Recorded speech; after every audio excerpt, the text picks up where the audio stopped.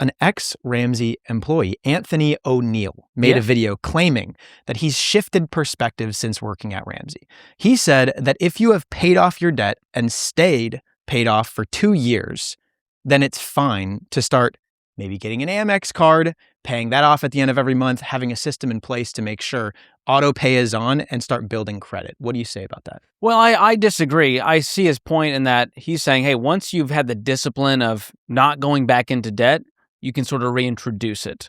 But to me, the same reasons you went into debt, that person is still inside. And you can change, you can be disciplined, but I don't think it makes it better than if you use your own money. So once a borrower, always a borrower. Yeah, I mean, I had some credit card debt, and I haven't been in debt for 13 years. So could I potentially use a credit card, I'm going to put this in huge air quotes, wisely, pay it off every month, and maybe accumulate some points?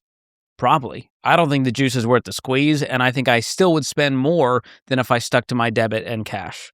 So I disagree that, that's advice that people should go out there and open credit cards if they've been debt-free for 2 years. I think you're just better off never opening it again. So when do you think it's okay to borrow money? The only time it would be okay to borrow money where, I wouldn't yell at you for it is a mortgage, and even then, that would be a 15-year mortgage with an affordable payment, meaning it's not 50, 60% of your take-home pay, which is sadly what we're seeing out there. What if it is an affordable payment, but the interest rate is 20%? I mean, at that point, if it's 25% of your take-home pay, regardless of the interest rate, it's a small part of your financial world. Even if it's 20% interest? Yeah. I mean, if mortgages were 20% interest at the prices they are now, I think nobody would be buying homes. It would be a terrible deal. And it would be very difficult to get that payment low enough. You'd have to be such a high income earner to be able to afford a payment. Is there an interest rate that you say you would not pay? For a home? Yeah. No.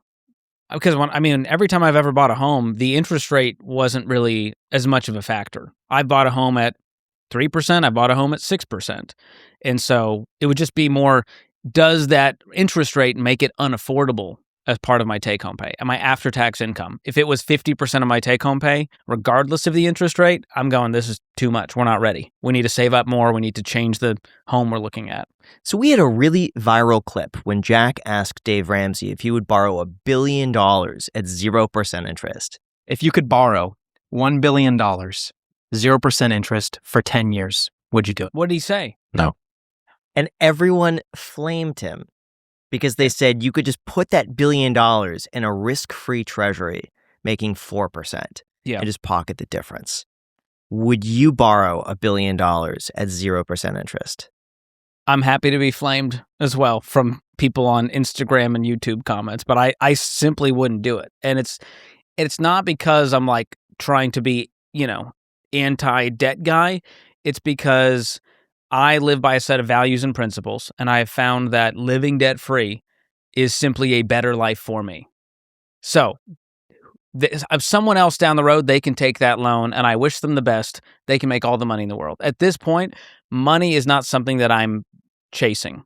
I got kids. I got crippled dogs. I'm not interested in playing money games at this point.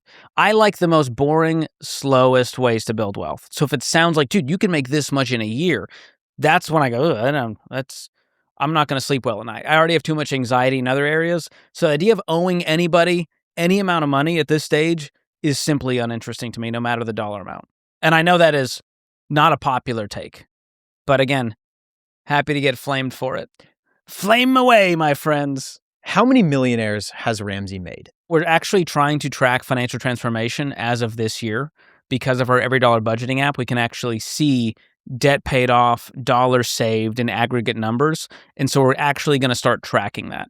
But so far, it's just basically self-reported, people in the lobby whispering to me, hey, by the way, we're baby steps millionaires.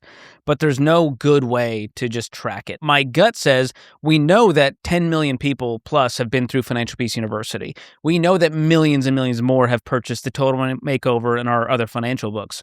So if you've become debt-free, and you follow our principles for, let's say, 10 or 15 years, I think you're going to find that they become millionaires as a byproduct from having a paid-for house by following our plan and investing 15% of their income in the meantime. So what do you think is the biggest misunderstanding with money that there is, aside from debt?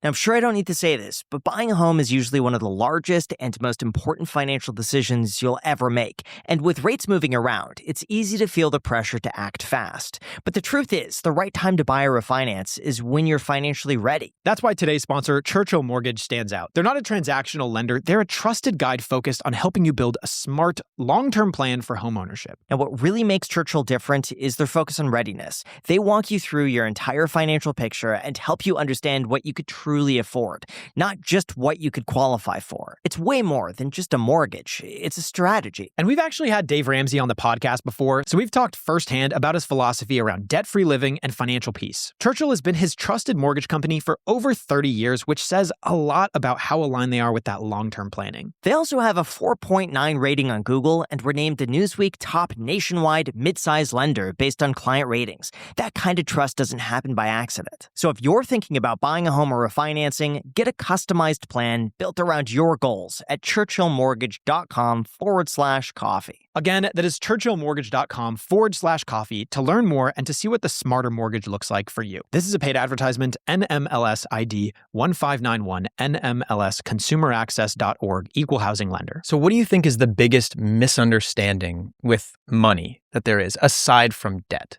The biggest misunderstanding with money, aside from debt,